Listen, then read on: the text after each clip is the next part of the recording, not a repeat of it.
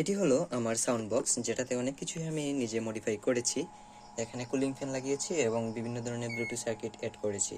দীর্ঘ 3 বছর ধরে এটা আমি ব্যবহার করছি, কোনো ধরনের সমস্যা আসেনি। কিন্তু আজকে হঠাৎ উপরের অংশ ঠিক ছিল, কিন্তু ভিতর থেকে কোনো প্রকার সাউন্ড না আসার কারণে আমি অনেকটাই চিন্তিত হয়ে পড়ি।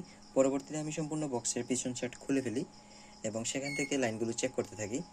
পরে যখন আমি 12 ভোল্ট অ্যাডাপ্টার থেকে যে 12 ভোল্ট ইন হয়, 12 ভোল্ট আউট হয়, সেই লাইনটা চেক করি। এখন সেখানে দেখতে পারি কোনো প্রকার ভোল্টেজ ছিল না। অর্থাৎ অ্যাডাপ্টার থেকে 220 ভোল্টের কারেন্ট যখন বের হয়ে এখানে 14 ভোল্টের অ্যাডাপ্টারটি 14 দুইটা লাইন দিয়ে বের হয়, সেখানে কোনো প্রকার ভোল্টেজ ছিল না।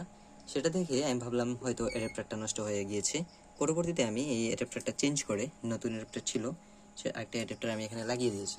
লাগানোর পরে দেখি সেম আবার কোনো প্রকার কাজ করছে না।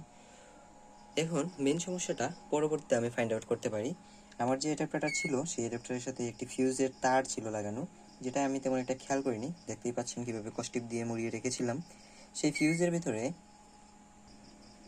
এই ধরনের একটি ফিউজ ছিল এবং এই ফিউজটি কেটে গিয়েছে, যার কারণে আমার এই দুর্দশায় পড়তে হয়েছে।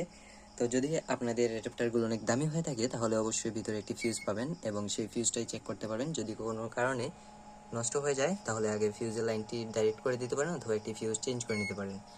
এখন আমি আবার পুরাতন অ্যাডাপ্টারটা চেঞ্জ করে নিব। তারপরে আমার যে অ্যাডাপ্টারটা ছিল সেটাই আমি আবার এখন লাগিয়ে নিব।